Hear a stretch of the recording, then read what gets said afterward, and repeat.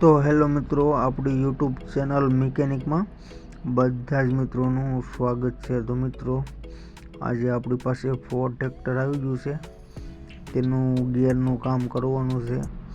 તો મિત્રો, વિડીયોના એન્ડ લગી બન્યા રહેજો, કેમ કે કઈ રીતે ગિયર ફિટિંગ થાય છે, કયું સકર તૂટી ગયું છે અને કયું બેરિંગ તૂટી ગયું છે તે આ વિડીયોમાં માહિતી મળશે। તો મિત્રો, વિડીયોના એન્ડ લગી બન્યા રહેજો।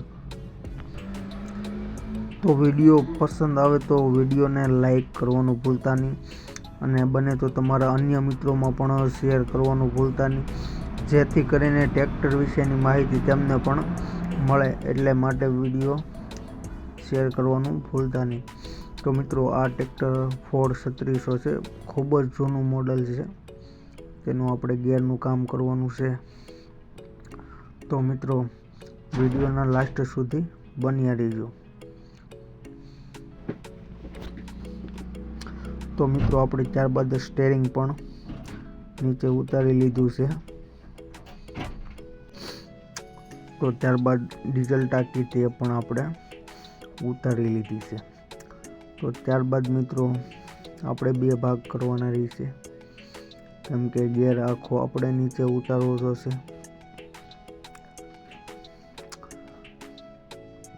તો મિત્રો, તમે જોઈ શકો છો કે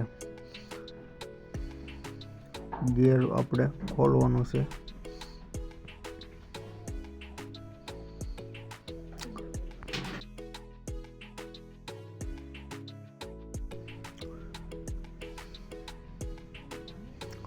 તો મિત્રો, આ ટ્રેક્ટર ખૂબ જ જૂનું છે અને ફોર્ડ ટ્રેક્ટર કહેવામાં આવે છે, ફોર્ડ 3600, કેમ કે પહેલાંના ટાઈમમાં આ ટ્રેક્ટર પણ બહુ જોરદાર હતા।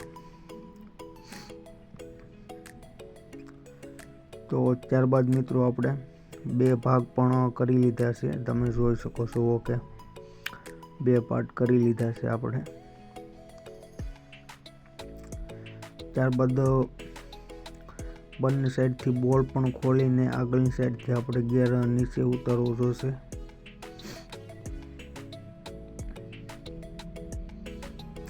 તો મિત્રો, આવા વિડીયો માટે એક લાઈક તો બને, તો વિડીયોને લાઈક કરવાનું પણ ભૂલતા નહીં। તો ત્યારબાદ મિત્રો, આપણે હાંધાના બોલ પણ ખોલી લઈએ છીએ, અને ત્યારબાદ ગિયર પણ આપણે નીચે ઉતારવું જોશે।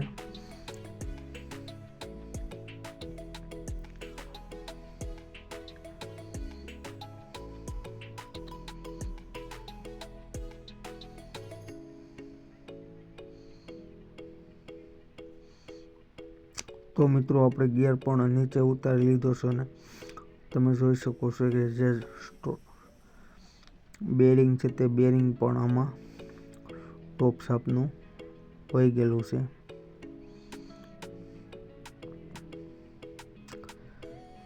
તો ત્યારબાદ મિત્રો, આપણે બીજડા અને જેને ફ્રોક કહેવામાં આવે તે આપણે બહાર કાઢી લઈએ છીએ।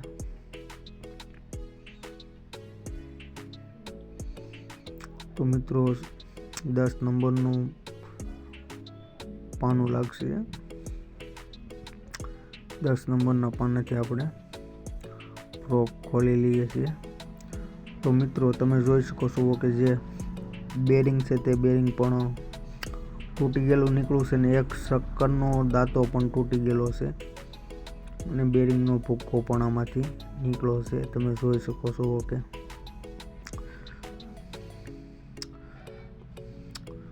તો મિત્રો, તમે જોઈ શકો છો કે જે બુશિંગ આવે મેન ડ્રાઈવનું ને તે બુશિંગ પણ વહી ગયેલું છે।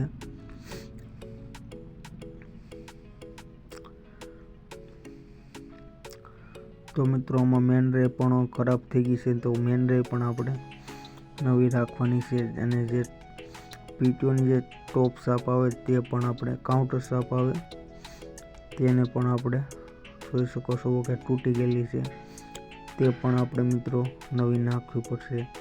અને ત્યારબાદ જે બેરિંગ છે તે બેરિંગ પણ આપણે ચેન્જ કરવાના રહેશે। તો મિત્રો, ત્યારબાદ તમે જોઈ શકો છો કે ગિયરની અંદર બેરિંગનો ભૂકો અને સરા પણ છે, તો તેને પણ આપણે સારી રીતે સાફ સફાઈ કરવાની રહી છે.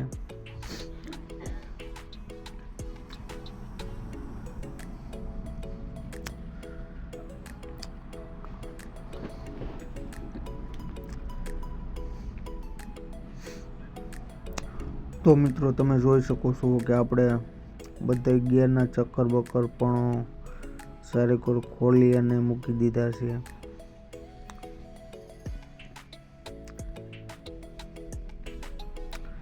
ત્યારબાદ મિત્રો આપણે સાફ સફાઈ કરવાની પણ રહી છે, તો તે પણ આપણે સાફ સફાઈ પણ કરી લઈએ છીએ. તો મિત્રો પૂરેપૂરો ગિયર ખુલી ગયો હતો. ત્યારબાદ નવી ટોપ શાફ્ટ નાખી લઈએ છીએ અને ત્યારબાદ આગળની સાઈડ આપણે લોક પણ નાખી લઈએ છીએ.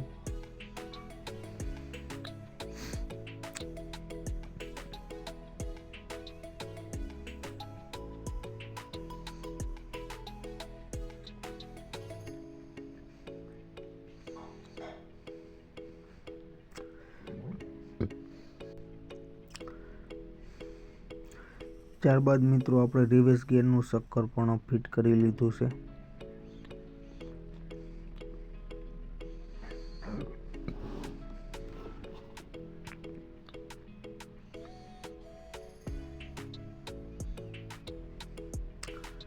તો મિત્રો ત્યારબાદ રિવર્સ ગિયરનો જે બોલ્ટ આવે તે પણ આપણે ફિટિંગ કરી લઈએ છીએ.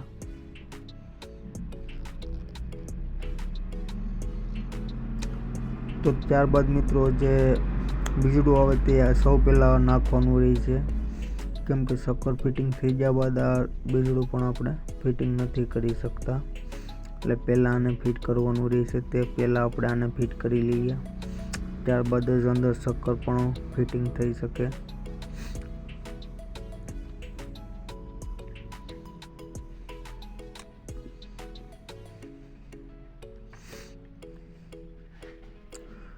તો ત્યારબાદ મિત્રો જે કપલિંગ આવે તે કપલિંગ પણ આપણે ફિટિંગ કરવાની રહી છે, અને વચ્ચેની સાઈડ સીમ્સ આવે તે સીમ્સ પણ મૂકવું પડશે.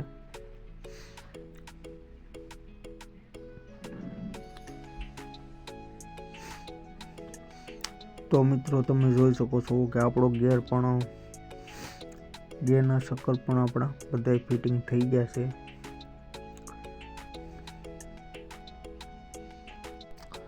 તો ત્યારબાદ આપણે ગિયરની સરા સ્પ્રિંગની તે પણ આપણે ફિટિંગ કરી લઈએ છીએ.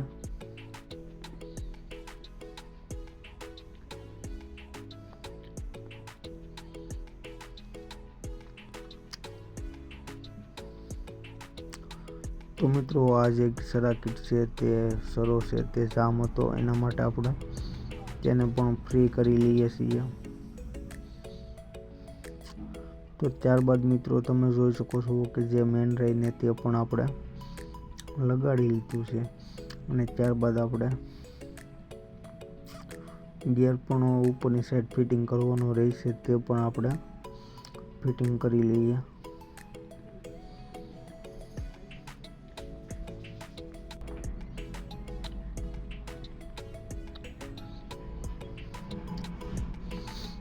તો મિત્રો ત્યારબાદ આપણે માથે ટોપો પણ મારીને ચેક કરી લઈએ કે આપણું ગિયરનું કામ કમ્પ્લીટ થઈ ગયું છે, અને ત્યારબાદ ગિયર પણ આપણે ફિટિંગ કરવાનું રહેશે. તો મિત્રો આપણો ગિયર પણ ફિટિંગ થઈ ગયો છે, અને ત્યારબાદ આપણે સ્ટીયરિંગને તે પણ આપણે તો મિત્રો આપણું કામ કમ્પ્લીટ થઈ ગયું છે ને. ફરી મળીએ નવા વિડીયો સાથે અને નવા અંદાજ સાથે. જો વિડીયો પસંદ આવ્યો હોય તો વિડીયોને લાઈક કરજો અને આપણી ચેનલને સબસ્ક્રાઈબ કરવાનું પણ ભૂલતા નહીં. તો મિત્રો ફરી મળીએ.